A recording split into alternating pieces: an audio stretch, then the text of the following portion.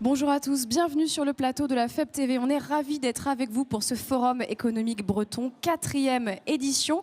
On va parler de la génération Z. On en a beaucoup parlé sur ce plateau, mais c'est très important. Alors que les baby-boomers quittent le monde du travail, ces jeunes arrivent. Ils sont nés entre 97 et 2010 et ils sont très exigeants, mais aussi très talentueux. Alors, comment on travaille avec eux? Comment on les attire? C'est la question qu'on va se poser et qu'on va poser à mes invités que j'accueille tout de suite. Bonjour Sébastien Ramos. Bonjour Hélène. Alors, vous êtes directeur directeur délégué régional Bretagne NJ, c'est bien ça. À vos côtés, Christine Reyna, bonjour. Bonjour. Vous êtes présidente Talented Formation. Oui. C'est exact aussi, parfait. Magali Robin, bonjour. Bonjour Hélène. Directrice adjointe du campus et du service de Rennes. Tout à fait. Et enfin, ma dernière invitée, Élise Vercoutre, bonjour. Bonjour. Directrice déléguée MBWay. Oui, c'est ça. Allez, on est bon sur les intitulés. Maintenant, on va rentrer dans le vif du sujet. Sébastien Ramos, tout d'abord, c'est une table ronde un peu NJ. Pourquoi vous avez choisi ce sujet de la génération Z? Pourquoi ça vous inspire? En fait, on est une entreprise, un industriel, on a besoin de collaborateurs et on a besoin d'embaucher. Et quand on embauche, on se rend compte que depuis quelques temps, en fait, la génération a changé et il faut qu'on ait les outils, il faut qu'on s'adapte. Donc pour moi, c'était très important d'installer ce débat, cette discussion, et nous, au sein de l'entreprise, c'est comment on s'adapte à cette nouvelle génération. Parce qu'en fait, il y a une vraie problématique après le Covid, c'est qu'on s'est retrouvé avec une génération qui arrive, des managers qui n'ont pas l'habitude. Donc moi, je suis un peu le baby boomer, on va dire. Et donc, en gros, il a fallu nous former pour dire, attendez, on a besoin de collaborateurs, soit on s'adapte, soit on meurt. Donc voilà, on a besoin de ressources, on a besoin de talent, tout simplement. Et justement, ce qui est intéressant, c'est que en fait, la courbe a changé de sens. Maintenant, lors d'un entretien, c'est plus le candidat qui va essayer de se vendre, mais c'est vraiment l'entreprise qui va essayer de séduire le candidat. Tant mieux. Tant mieux. Alors, je vous avoue qu'il y a quelques temps, on avait du mal à recruter. Parce que NJ, on était identifié à la production d'énergie avec du gaz, avec du charbon. Et on a changé de stratégie. Et là, notre stratégie, c'est les énergies renouvelables. Et donc, par rapport au sens, je dirais qu'on arrive à bien tirer notre épingle du jeu, mais il a fallu, je dirais que ça infuse, ça percole et que ça ne soit pas du bashing. C'est qu'en gros, d'une, il faut du sens dans ce qu'on fait, et de deux, il faut des managers qui soient plus détendus, qui soient dans la vraie vie, et que le boulot, c'est le boulot, mais après, c'est bien aussi. Justement, ça fait le lien avec vous, Christine Reyna. Vous êtes coach, formatrice. Comment les managers doivent faire pour attirer ces jeunes, ces talents? Alors, je fais le lien avec Sébastien dans le sens où, justement, on accompagne les entreprises à comprendre. Donc, les attirer, en fait, ça serait évident, en fait. C'est ce qu'on dit, c'est évident pour tout le monde. Les accompagner à comprendre le changement de paradigme. Donc, comment les attirer? En ayant des valeurs. Parce que les valeurs d'entreprise sont très importantes pour ces générations. Ouais, elles sont plus fortes encore que les générations d'avant en termes de loyauté, de confiance, de cohérence. Donc, comment les attirer avec des valeurs fortes, incarnées, en revisitant son management, parce qu'il faut un management horizontal. Donc, c'est un changement de modèle par rapport aux générations précédentes. Mais en fait, elles instaurent un partage de connaissances. C'est-à-dire que si les générations précédentes s'ouvrent à ces générations et qu'elles soient non pas dans leur présentation, mais qu'on leur ouvre des portes, c'est une avancée phénoménale en termes d'optimisation de compétences et de talents. Donc on a tout à gagner en fait. Mais pour ça, il faut expliquer aux entreprises. Alors c'est pas tant comprendre les générations Z, c'est plus bouger les générations d'avant. Oui, c'est ça. En fait, il y a vraiment une recherche de sens chez eux. Et comment font les managers? Un conseil concret pour les accueillir? Parce qu'on en parlait en préparant l'émission, le côté baby-foot, flamant rose, ça marche plus, ça. Hein, non, pas ça. En fait, c'est un peu impensif de dire, OK, le bien-être égale les activités ludiques. En fait, non, ils trouvent leur épanouissement dans un équilibre vie pro, vie perso, mais ils vont être passionnés par leur travail si on leur donne du sens, de la cohérence, de la finalité. Mais il faut être authentique aussi, c'est-à-dire qu'il faut les mettre devant leur paradoxe. Parce qu'ils veulent tout, ils ne peuvent pas tout avoir, et les entreprises, elles peuvent leur offrir. Donc, c'est un échange de bons procédés, mais il faut être assez cash aussi dans ce qu'ils attendent et être vraiment authentique. Donc ça, c'est intéressant. Magali Robin, ces jeunes, vous les connaissez bien parce que vous les formez. Est-ce qu'ils veulent tout? C'est ça? Tout de suite. Alors, ils sont attirés par ça. Ils sont attirés par l'ambiance start-up, les nouveaux agencements, nouveaux aménagements. Mais au final, ils sont très vite perdus dans ces nouveaux modèles. Et nous, on est là aussi pour leur apporter un cadre. Parce que, contrairement à ce qu'ils disent, et je rebondis sur le paradoxe, c'est une génération complexe et pleine de paradoxes. Ils se disent engagés, mais la notion d'engagement, respect des délais, un cadre trop exigeant eh bien, ça les freine, voilà, peu de contraintes, mais pour autant, si on ne leur met pas quelques contraintes et que quelques points de contrôle, le risque, c'est qu'on n'aboutisse pas au projet parce qu'ils ont soif de résultats, mais très rapidement. Et donc ça, c'est tout l'art en fait de la transmission et des binômes gagnant-gagnant que l'on peut retrouver en entreprise lorsqu'on a un junior et un senior. Et là, c'est vraiment ce qu'on recherche aujourd'hui, nous, lorsqu'on place des étudiants, des apprentis surtout, puisque c'est essentiellement des apprentis que l'on forme en entreprise. Le senior apportera son savoir-faire, sa posture que l'apprenti méconnaît totalement. Et aujourd'hui, en fait... ce qui est compliqué pour eux, c'est qu'en effet, ils sont pleins d'agilité, mais aussi ils se dispersent très vite et ils se dispersent dans leur monde parce qu'ils sont cadrés par des algorithmes qu'ils ne maîtrisent pas. Et nous, en fait, notre rôle aussi, c'est de les éveiller à ce qui se passe en dehors de leur environnement et notamment ce qui se passe dans les entreprises. Donc c'est un vrai enjeu pour nous. Et donc on a besoin aussi d'être accompagnés au quotidien d'intervenants professionnels pour acculturer nos jeunes dans le cadre de leur formation à l'environnement de l'entreprise et ne mettre que le faste en fait des nouveaux modèles de travail, mais rappeler aussi que quand on est sur un projet, il faut aller au bout et on attend des résultats. Voilà. Je vais quand même me faire un peu l'avocate de la génération Z parce qu'on n'en a pas sur ce plateau, mais hier on avait une alternante, Eva, et cette génération, c'est vrai qu'elle est en quête de sens, mais quand elle est dans une entreprise qui l'a embarquée, eh ben, ils travaillent, enfin, je veux dire, ils ont une volonté, une envie de travailler dans l'entreprise, avec maintenant l'alternance qui est vraiment en train de faire un boom énorme, c'est-à-dire qu'on s'éloigne un peu des études théoriques et ils ont envie de mettre les mains dans le cambouis. Et ça, quand on les a embarqués, ils sont extraordinaires en fait. Ils sont excellents et ils sont hyper talentueux. Et donc c'est pour ça que lorsqu'on arrive à trouver des éléments de langage et des codes communs, eh bien on arrive à des résultats juste magnifiques. Et moi je mettrais vraiment quelque chose en avant. Et une fois qu'on a compris ça, je pense qu'on avance dans le bon sens. C'est-à-dire qu'il faut qu'on redéfinisse la notion de réussir sa vie aujourd'hui.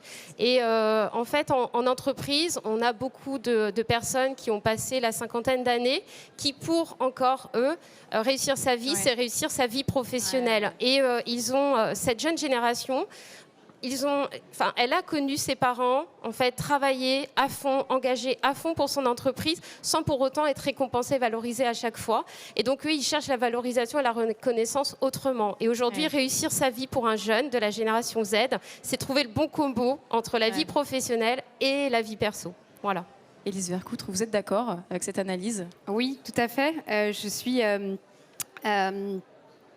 Moi, justement, dans cette transition-là, dernièrement, j'étais encore en entreprise et là, depuis peu, je suis maintenant directrice au sein d'une école qui forme justement des alternants et des futurs managers.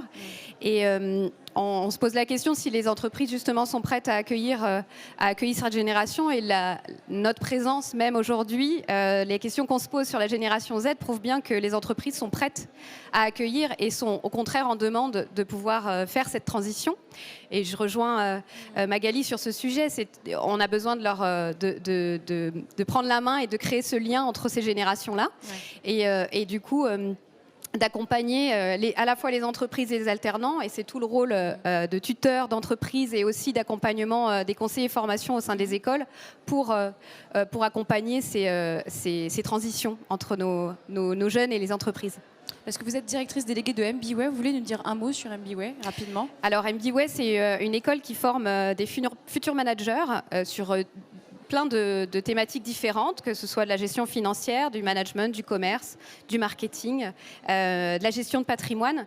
Et donc, notre travail, c'est vraiment de faire ce lien entre les générations, justement, et au travers, justement, d'un environnement éducatif avec des professionnels, des intervenants professionnels qui viennent, eh ben, on agit pour faire cette transition au mieux et s'apporter l'un l'autre entre les générations.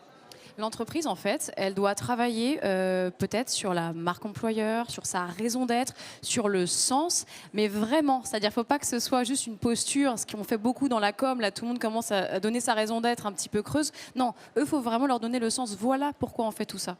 Tout à fait. Et justement, quand on se pose la question si les entreprises sont prêtes, voilà, tout ce travail sur la marque employeur, c'est effectivement une vraie preuve qu'il y a du changement. Et c'est bon d'avoir du changement. Et les nouvelles générations nous aident à ce changement-là. La génération Z, elle cherche le bien-être, le développement personnel. Le travail, c'est pas une charge, c'est une manière de s'accomplir. Mais en fait, c'est une dynamique entamée par la génération Z, mais qu'on doit tous embrasser. Vous êtes d'accord, Christine Reynaud ? Complètement, on veut tous l'embrasser, sauf qu'il y a un changement énorme, c'est que les générations précédentes étaient très loyales. En fait, on était conditionnés pour être loyal envers l'entreprise. Aujourd'hui, les jeunes sont loyaux à condition. Voilà, donc maintenant la condition, c'est pas forcément le bien-être, c'est voilà, trouver des choses que nous, si on ne les trouvait pas, on restait. D'accord ? Donc eux, ils ont changé la donne pour rester dans les entreprises uniquement s'ils trouvent ces conditions réunies.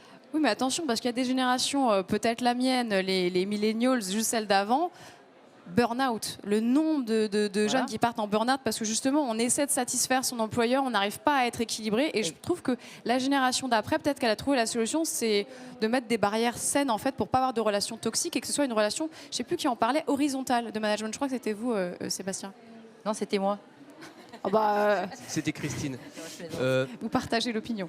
Moi, je partage, mais en fait, ma génération est une génération de schizophrènes. C'est-à-dire qu'on n'a pas voulu sacrifier nos enfants et on n'a pas voulu sacrifier le travail. Et donc, les burn-out, voilà. J'appelle ça la génération schizophrène. Les anciens, eux, c'était le boulot. Et la nouvelle génération, elle nous aide. Moi, je dis merci parce que du coup, de temps en temps, je rentre à 18h. Puis en vacances, j'arrête mes mails. Un truc formidable, quoi. Et donc, c'est normal, en fait. En fait, c'est ça. Et on leur dit merci. Mais en fait, ce qui se passe, c'est qu'il ne faut pas se tromper. Toutes les entreprises n'ont pas encore abordé ce sujet-là. Et assez égoïstement, moi, je suis content parce que les talents, on les prend chez nous. On les forme parce que, comme vous dites, une fois qu'ils sont dans l'entreprise, c'est du bonheur. C'est du bonheur parce que voilà, ils ont envie de travailler, ils ont envie de donner du sens. Moi, j'étais surpris. Je prends souvent des alternants et puis donc moi, à 17h, c'est fini. Ils partent, ils font ce qu'ils veulent.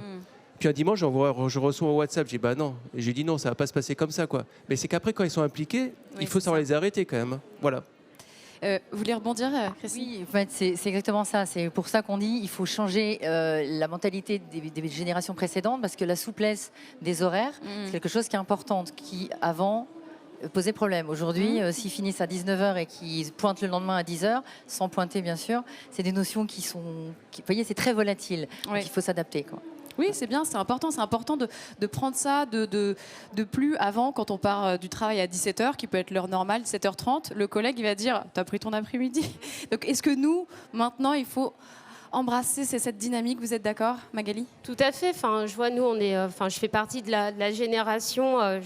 je pourrais être presque leur maman déjà. Et en fait, nous, on nous propose encore des formations pour travailler la notion d'assertivité.